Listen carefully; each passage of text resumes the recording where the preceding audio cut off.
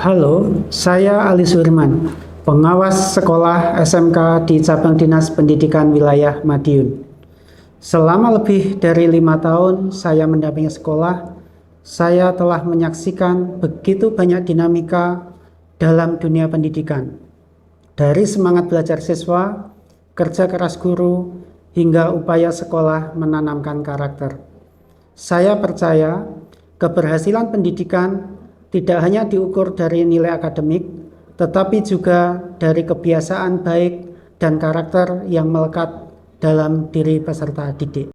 Kementerian Pendidikan dan Kebudayaan memperkenalkan konsep 7 kebiasaan anak Indonesia hebat, yaitu bangun pagi, beribadah tepat waktu, berolahraga teratur, gemar belajar, makan sehat dan bergizi, bermasyarakat dengan positif, dan tidur lebih awal untuk menjaga kesehatan.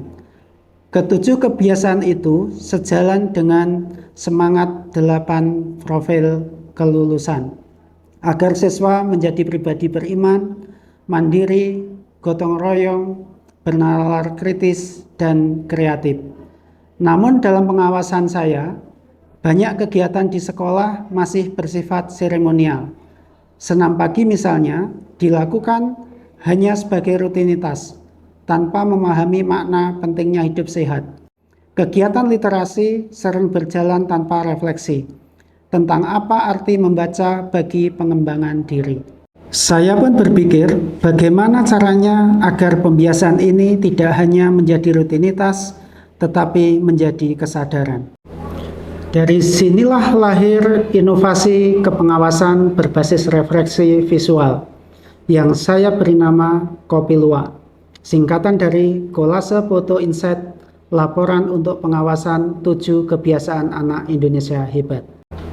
Melalui Kopilua, saya mengajak sekolah untuk tidak hanya melaporkan kegiatan, tetapi menceritakan makna di balik setiap foto. Setiap gambar memiliki kisah.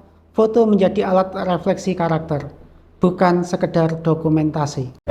Dalam prakteknya, peran saya sebagai pengawas sekolah adalah 1. Merancang dan memfasilitasi pengawasan berbasis visual reflektif.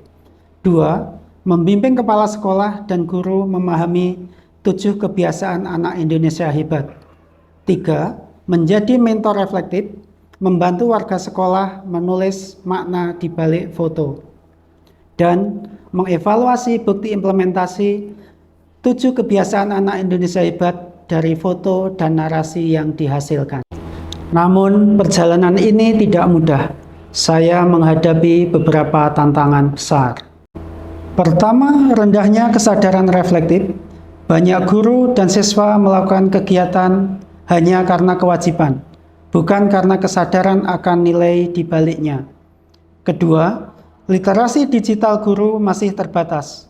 Sebagian guru belum terbiasa menggunakan teknologi sederhana untuk membuat kolase foto atau laporan digital. Ketiga, keterbatasan waktu dan motivasi. Beban administrasi sering membuat kegiatan pembiasaan dianggap tambahan kerja, bukan bagian dari pembelajaran karakter. Dan keempat, minimnya instrumen evaluasi karakter yang kreatif. Laporan kegiatan masih berupa daftar, belum menyentuh sisi reflektif dan mengunggah. Saya tidak berjalan sendiri. Kepada sekolah, guru wali, wali kelas, siswa, hingga orang tua dan komite sekolah, semuanya terlibat sebagai mitra perubahan. Langkah pertama yang saya lakukan adalah analisis situasi. Saya melakukan observasi di sekolah dampingan, dan hasilnya kegiatan 7 kebiasaan anak Indonesia sudah ada, tetapi belum mendokumentasi dengan makna yang jelas.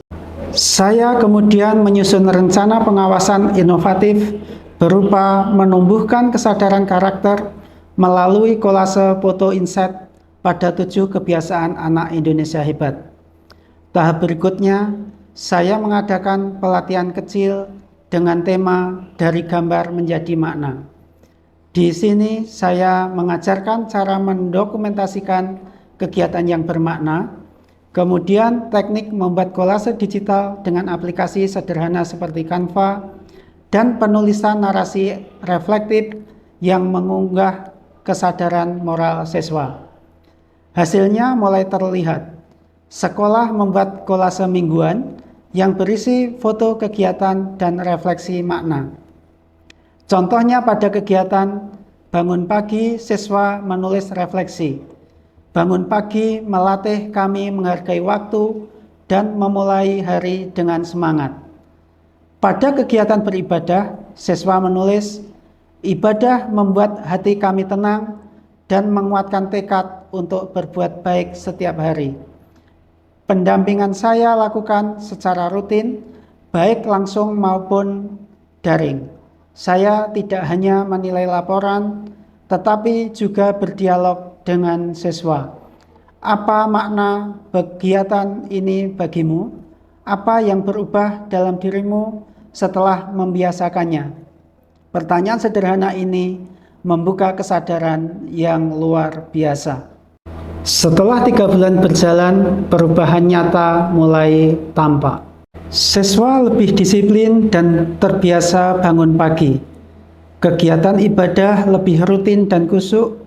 Semangat berolahraga meningkat, budaya literasi tumbuh dengan hidup, kesadaran makan sehat meningkat, kepedulian sosial dan gotong royong tumbuh, siswa belajar tidur lebih awal agar keesokan harinya tampak sehat.